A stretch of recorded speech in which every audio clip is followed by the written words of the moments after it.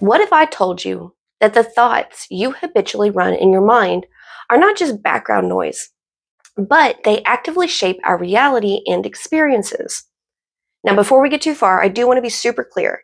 This isn't about manifesting in a magical sense or victim blaming for the hard things that happen in life.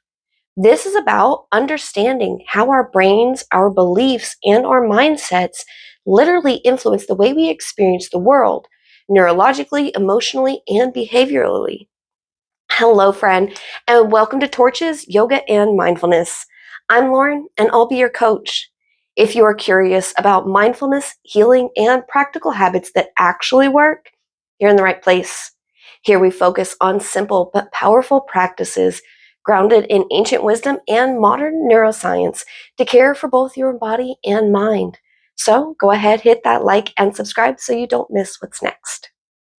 So, when we start to see the connection between our thoughts and our reality, we reclaim a huge piece of our personal power.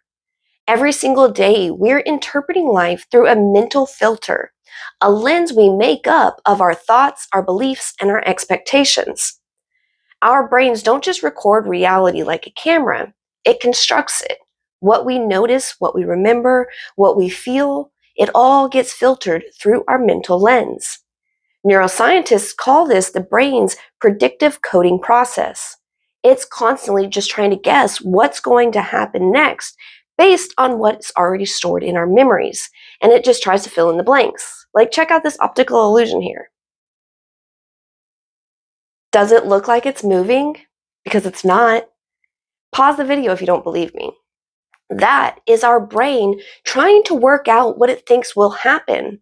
So, in a very real way, our thoughts and beliefs prime our perception. There's a part of the brain called the Reticular Activating System. This is a network of neurons in the brainstem, and that controls our wakefulness and our attention. Of Misty Mindful here, we can see on her. Let me pull out our cerebellum here. We have the brainstem here. It's this bottom portion here that connects to our spinal column. If we open it up, we can kind of see it roots nice and deep there in the center of our noggin. Okay, I'm gonna put her back together. You're losing your mind, Misty. It's okay, I gotcha. So that network of neurons in the brainstem controls our wakefulness and attention. Think of it like the bouncer. It decides what gets in and what doesn't. If we believe and repeat to ourselves, I'm not good enough, that belief acts like a password, and the bouncer lets in every experience that supports that, and it quietly turns away the evidence that you are capable and worthy. It's not that the other truths don't exist, it's that your mind literally filters them out. That's why two people can live through the same event and walk away with totally different stories. Our thoughts are just mental events, just things that happen as natural as the sun rising every day. But if a thought takes hold of us, it's no longer just an event. It becomes part of us, creating real chemical and emotional changes in our body.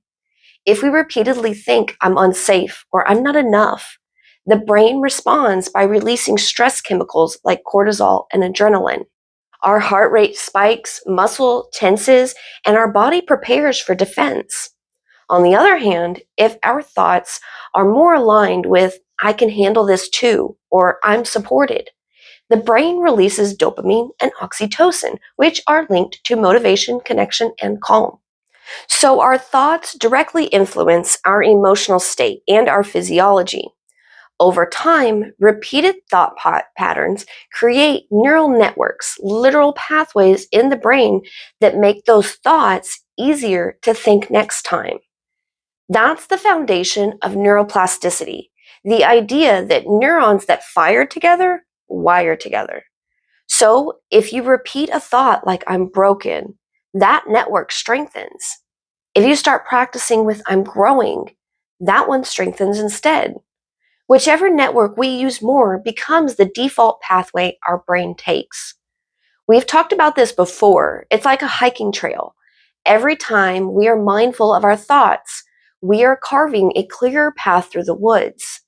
The more we walk it, the easier it becomes, until eventually the mindful path becomes our brain's go-to route. Our mindset drives our actions, and our actions create results that influence our beliefs. Let's say you've gone through a breakup. If your thought is, I'm unlovable, no one will ever treat me well, I don't deserve it, you might start to disconnect yourself from people. You'll subconsciously develop habits that prevent you from being able to have a true deep connection. Your self-care will start to reflect this belief that you're not deserving, and you'll stop taking care of yourself physically and emotionally. And then you feel even more alone.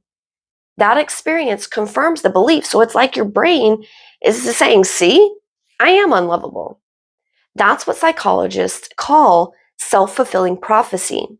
Our beliefs quietly guide our behavior until they become our reality. But if we change the thought even slightly, the outcome shifts. If after a breakup we think, I'm better off without them, or I'm learning what love really looks like, even if it's through experiences of what it's not, these thoughts will guide us in a way that means we'll show up differently. You engage, you heal, you open, and that reinforces a very different reality. The research backs this up. Studies from a Stanford psychologist, Aaliyah Crum, show that our mindsets actually change physiological outcomes. In one study, hotel housekeepers were told that their daily work already met standards for a good amount of daily exercise. So they go about their business for the next couple of weeks with this new perspective that they were getting a good amount of daily exercise. That couple of weeks pass, and the researchers' team come back, and they find that the housekeeper's mindset shift led to improved fitness and lower blood pressure without them changing their lifestyles, routines, or really anything else. You've probably heard of the placebo effect, where a patient may be told they're being given a pain reliever or a supplement, but really something to improve their state. But it's really nothing of the sort, and still they report reduced pain. That's the power of belief made possible and visible in our bodies. What's even more interesting is our brains are wired for confirmation bias. This means they naturally seek out evidence that supports what we already believe, and it will literally ignore any evidence that challenges that. Honestly, this little fact always makes me think of my mother. She needed me to be the villain in her story, so she conjured up this story of this horrible person that I am. I wasn't, and I'm not, but in my early 20s, I blamed myself, and I told myself I have to prove to her I'm not that person. Like it was my responsibility to make her understand who I really am. And years later, I went back, and she was still stuck in her story, and I said, I've done this and I've accomplished that. How could I be this destructive, hurtful person you've thought all along if I have these traits and accomplishments to back me up? And she just shrugged her shoulders. And that's when I realized it. It didn't matter if I won the Nobel Peace Prize. This woman would ignore anything that contradicted me being the villain of her story. Now, I am getting a little off track, but that realization I had then led me to such a freeing mindset that her opinion of me is not only not my responsibility, but it's really none of my business. And if I need to be the villain of her story so she could make peace with herself, so be it. That's her problem, not mine. She can stay stuck in that story, but I'm going to move on with mine. Okay, let me get back on track. If our internal story is, I always mess things up, our brain highlights every little mistake we make and filters out the hundreds of things we do well. Over time, that belief becomes part of our self-concept. Now, your self-concept is what psychologists call your I am and I can beliefs. Those beliefs become stories we live by. And because our brains love consistency, it'll keep us acting in ways that support that story, even if it's painful. Now, all of this makes it really seem like we are just up against so much and that our brains are working against us. But thoughts themselves aren't the problem. The problem is when we believe every thought as truth. We have a choice. We can follow the path led by our thoughts, which often creates suffering, Or we can step back into the role of the observer. If you remember back in mid-October, we talked about the difference between the observer and the thinker. And I help you with some practices to use to step back into your observer. I'll link that video in the description below if you missed it. But for now, the observer is the part of you that notices thoughts without judgment. It's the voice that says, oh, interesting, there's that I'm not good enough thought again. When we rest in the seat of the observer, we create distance between ourselves and our thinking. That distance is where clarity and peace live. I also did a wheel meditation in the archetype series. So if you want to explore your observer and calm center, that is another great practice to use. I'll put it in the description below too. Friend, awareness gives us choice. Choice to respond instead of react. Choice to shift from victim to main character. Before we move further, let me clearly say, recognizing that our thoughts shape our reality is not the same as saying you created everything that's happened to you. We can't control every event in life, but we can influence how we interpret it and how we respond to it. In life, there are things we can control, things we influence, and things we can't control at all. Mindfulness helps us to know the difference and put energy where it actually matters. When we deny that our thoughts shape our reality, we deny our power. When we accept that they do, we regain our freedom to choose new ones. So, how do we actually use this understanding in everyday life? I got you, friend. Step number 1, be mindful. Start simply by noticing your thoughts. You don't have to stop them, fix them, or make them pretty. Just notice them. You might catch yourself mid-spiral and think, wow, I'm rehearsing that same fear again. The moment you notice, you are no longer inside the thought spiral. You're observing it. And from that place, you can see the thought as just the passing mental event that it is, not an absolute truth about you. You can intentionally practice this outside of spirals by pausing and asking yourself, I wonder what my next thought will be. All right, step number 2 is to gently reframe. This isn't about toxic positivity or pretending everything is fine. It's about shifting perspective just enough to open the door to something new. Instead of saying, I have anxiety, try, I've experienced anxiety in the past. That small language shift moves the feeling from something that defines you to something that's simply visiting. Or instead of I'm failing, try I'm learning. Both might be true, but one opens you to growth and the other closes you down.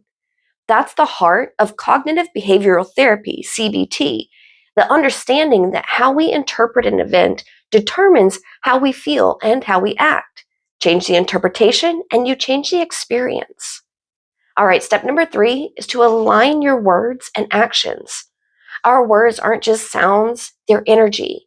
They carry intention. When we speak as though we are capable, worthy, and resilient, our body and mind begin to organize themselves around that energy. And then your actions start to match.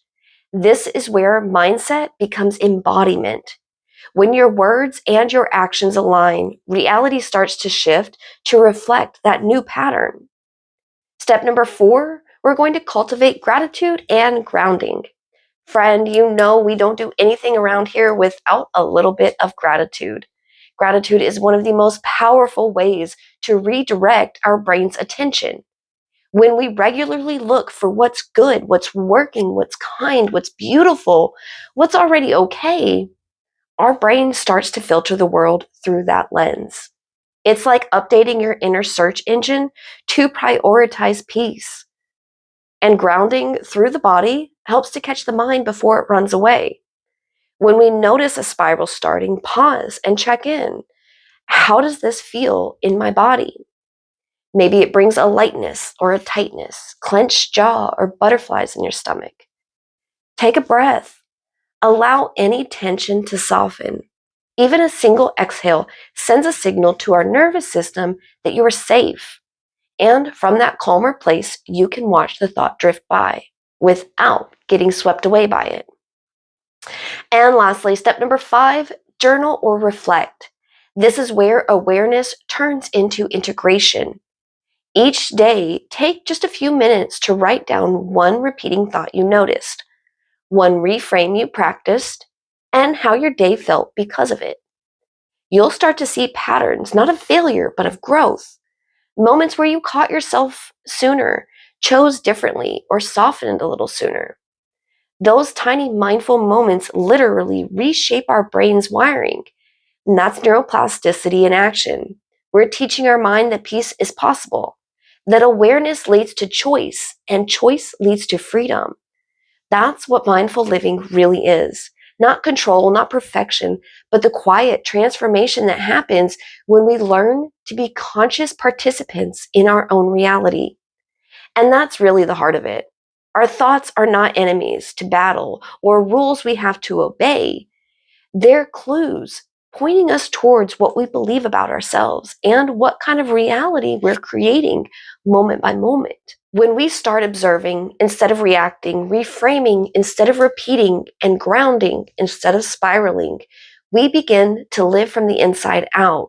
We stop being dragged around by old mental stories and we start writing new ones with awareness and intention. When we realize that every thought sends ripples through our body, our emotions, and our actions, we also realize how much quiet power we hold. The choice to pause, to breathe, to speak kindly, see beauty, and to create from love instead of fear, that's not denial, that's creation. That's what it means when we say that our thoughts shape our reality, not by magic, but through the living, breathing way we show up to life, one mindful moment at a time. What we focus on expands. Even in physics, observation changes outcomes, not in the mystical conjuring up a mansion with your mind type of way, but in the very real sense that attention collapses possibility into experience.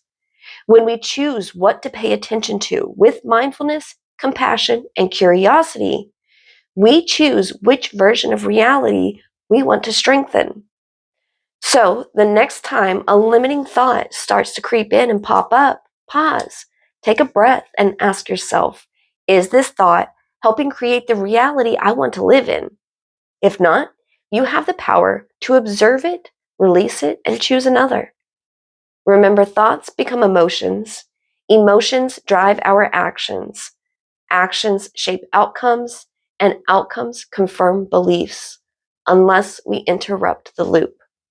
We can't control everything life gives us, but we can influence how we meet it. By practicing awareness, reframing gently, aligning words with actions, and grounding through gratitude, we shift our inner world and the outer world starts to shift with it. All right, my friend, that is all I have for you today. Thank you so much for sharing a piece of your day with me. Stay present, stay kind to yourself, and I will see you soon.